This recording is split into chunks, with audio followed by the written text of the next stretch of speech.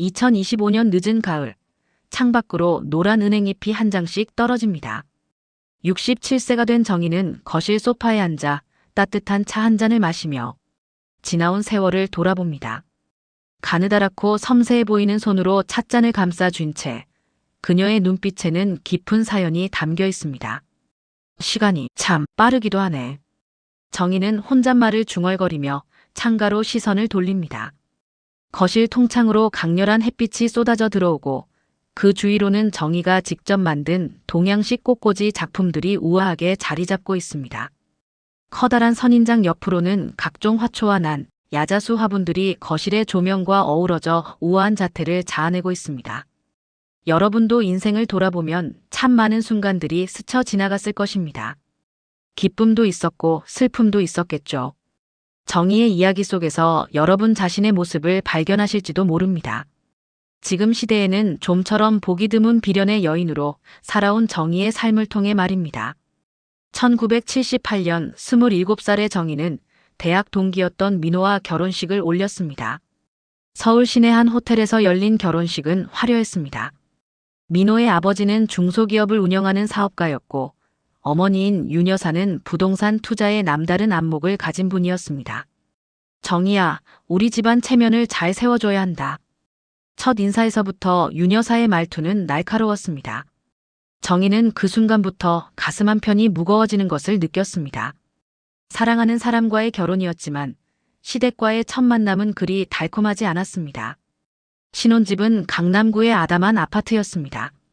민호는 당시 잘나가는 대기업에 다니고 있었고 정희는 행복한 신혼생활을 꿈꿨습니다. 하지만 마음 한편으로는 시어머니의 까다로운 성격이 계속 신경 쓰였습니다.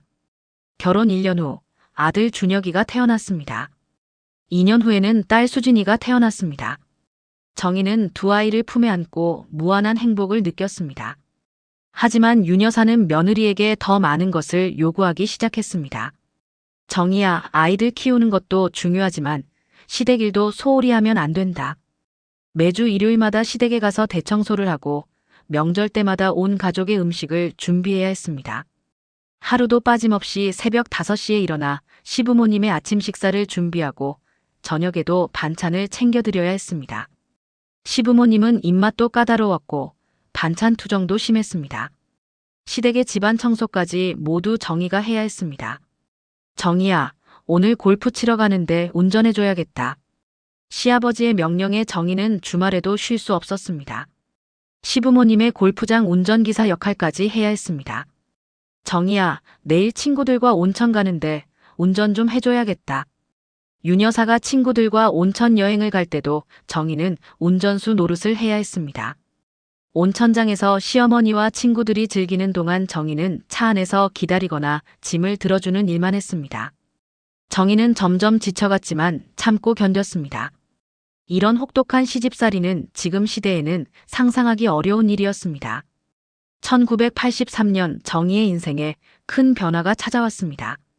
민호가 회사 동료인 ROTC 동기 상철이 동업하자는 제안에 혹해 사업을 시작하겠다고 선언한 것입니다. 여보, 이번이 기회야. 상철이와 함께 사업하면 큰 돈 벌 수 있어. 민호의 눈빛은 열정으로 가득했습니다.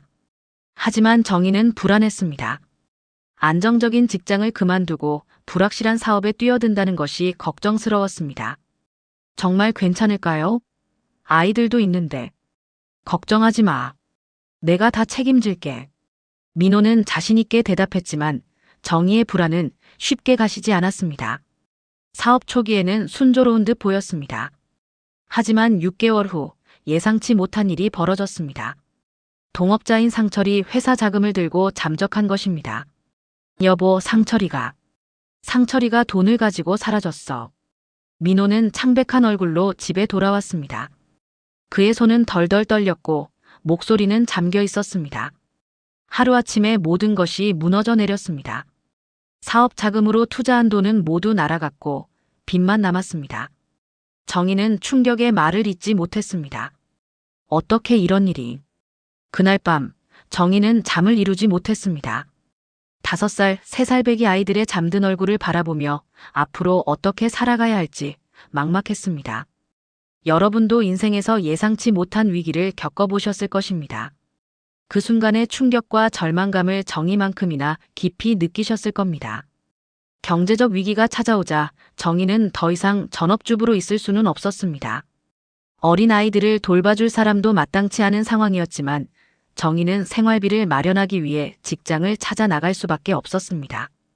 1984년 봄, 정희는 강남구에 있는 잘나가는 프로모션 회사에 취직했습니다.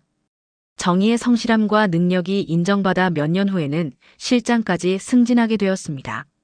지방 출장도 있고 업무 시간이 불규칙했지만 시간을 조율할 수 있는 직업이어서 아이들을 돌보며 집안일까지 병행할 수 있었습니다.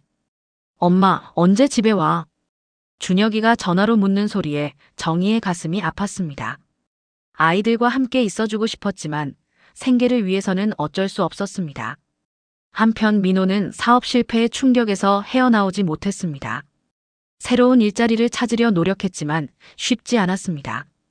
점점 술에 의존하게 되었고 집에 돌아오는 시간도 늦어졌습니다. 여보, 술 좀 줄이세요. 아이들이 보고 있어요. 알았어, 알았다고. 나도 힘들다고. 민호의 목소리는 날카로웠습니다. 술이 들어간 그의 모습은 예전에 다정한 남편과는 완전히 달랐습니다. 경제적 어려움은 계속되었습니다. 정희의 월급만으로는 생활비와 아이들 교육비를 감당하기 어려웠습니다. 결국 정희는 친정아버지께 도움을 요청해야 했습니다. 아버지, 죄송합니다.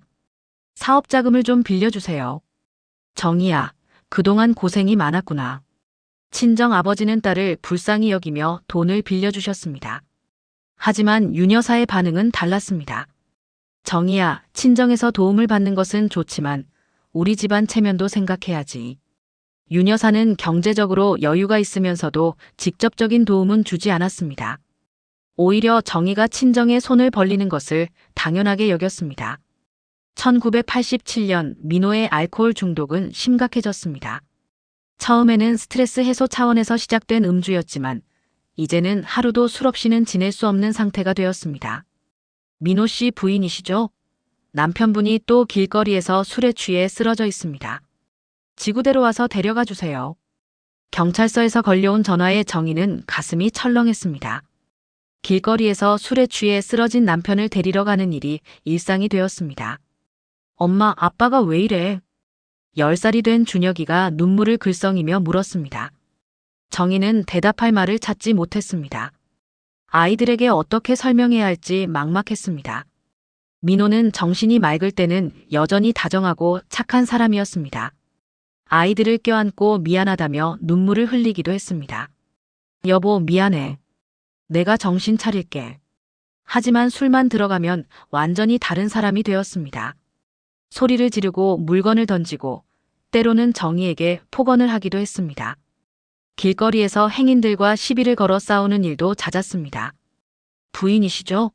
남편분이 또 싸움을 벌였습니다. 빨리 와서 데려가세요. 경찰서에서 걸려오는 전화는 이제 일상이 되었습니다. 일주일에 2~3번씩 경찰서 신세를 지는 남편 때문에 정희는 동네에서 고개를 들고 다닐 수 없었습니다. 남편이 조금이라도 늦게 들어오면 정희는 극도로 불안해했습니다. 또 어디서 무슨 일을 벌였을지, 경찰서에서 전화가 올지, 아니면 큰 사고라도 났을지 마음이 조마조마했습니다.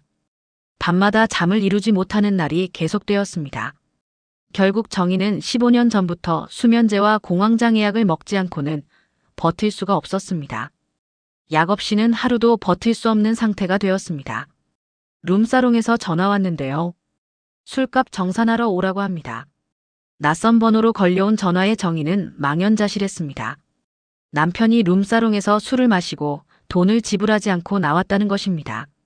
정희는 부끄러움을 무릅쓰고 그곳까지 가서 술값을 정산해야 했습니다. 그 순간의 수치심은 말로 표현할 수 없었습니다. 더욱 견디기 어려운 것은 민호가 외박을 하는 일이 잦아졌다는 것이었습니다. 집에 들어오지 않는 날이면 정희는 밤새 잠을 이루지 못했습니다. 윤 여사는 이 모든 상황을 정희 탓으로 돌렸습니다. 내가 남편을 잘 다스렸어야지 변변치 못하게. 이게 무슨 꼴이냐? 어머니, 제가 어떻게 해야 할지 모르겠어요. 남편 관리도 못하는 여자가 무슨 변명이냐. 윤 여사의 날카로운 말에 정희의 마음은 더욱 상처받았습니다. 도움은커녕 비난만 받는 현실이 버거웠습니다. 남편의 알코올 중독이 심해 정신병원에 입원시키는 일도 여러 번 반복되었습니다. 민호가 심한 금단 증상을 보이거나 환청, 환각 증세를 보일 때마다 남편을 병원에 입원시켜야 했습니다.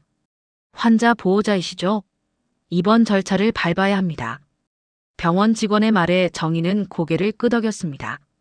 남편을 정신병원에 입원시킨다는 것이 얼마나 가슴 아픈 일인지 경험해보지 않은 사람은 모를 것입니다. 1990년 정희는 중대한 결정을 내렸습니다. 중학교 2학년인 준혁이와 초등학교 6학년인 수진이를 미국으로 유학 보내기로 한 것입니다. 엄마, 우리 왜 미국에 가야 해? 수진이가 눈물을 흘리며 물었습니다. 정희도 마음이 찢어질 것 같았지만 아이들을 위해서는 어쩔 수 없는 선택이었습니다. 수진아, 아빠가 지금 많이 아프시잖아. 너희들이 좋은 환경에서 공부했으면 하는 엄마 마음이야. 남편의 알코올 중독이 아이들에게 미치는 영향이 너무 컸습니다. 가정 환경이 불안정한 상황에서 아이들이 정상적으로 성장할 수 있을지 걱정되었습니다. 유학 자금 마련을 위해 정희는 그동안 살던 집을 팔았습니다. 강남구의 아파트는 당시 상당한 금액에 팔렸지만 유학비와 생활비로 쓰고 나니 얼마 남지 않았습니다. 공항에서 아이들을 떠나보내는 날, 정희는 참았던 눈물을 쏟아냈습니다. 엄마, 자주 편지 써줘. 전화도 해줘.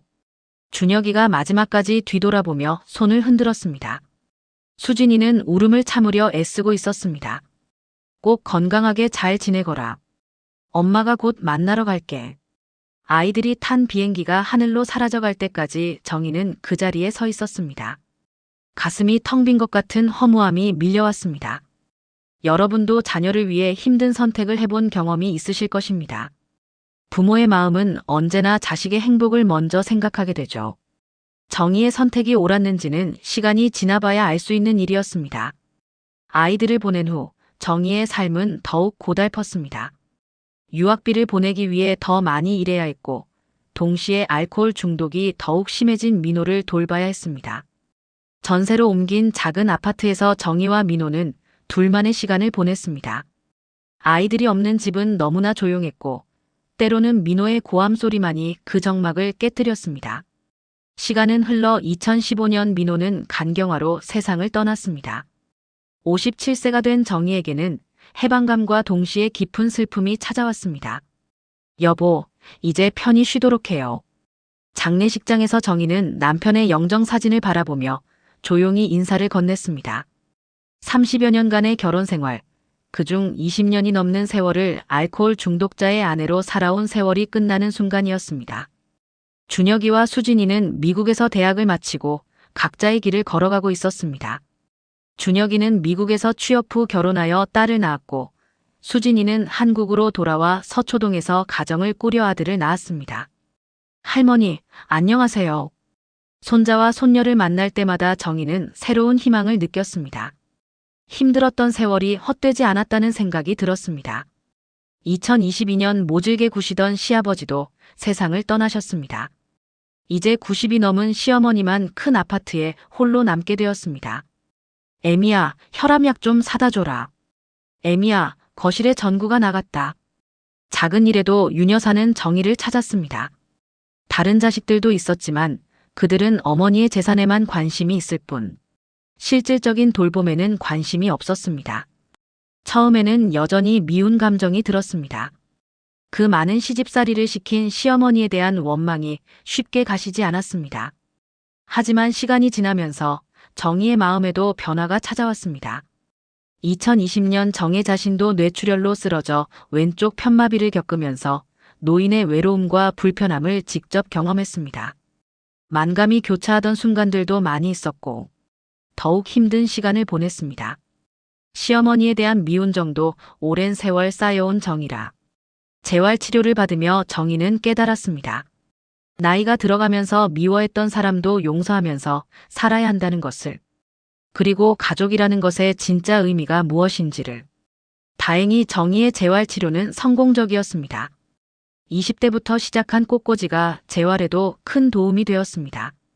섬세한 손동작이 필요한 꽃꽂이를 통해 마비된 손의 기능을 되찾을 수 있었습니다.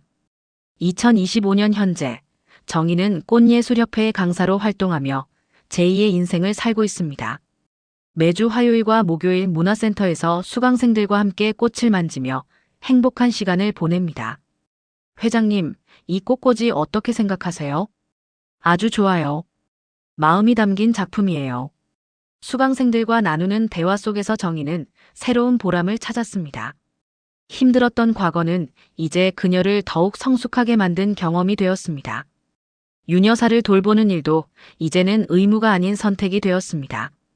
원망보다는 측은함과 동정심이 앞섰습니다. 90이 넘은 노인의 외로움을 누구보다 잘 이해할 수 있게 되었기 때문입니다. 어머니, 오늘 병원 가는 날이에요. 제가 모셔다 드릴게요. 그래, 고맙다. 윤여사의 대답에는 예전의 까칠함이 많이 줄어들어 있었습니다. 나이가 들어가면서 서로에 대한 이해가 깊어진 것일까요? 정희는 창밖을 바라보며 생각합니다. 인생은 참으로 복잡하고 예측할 수 없는 것이라고.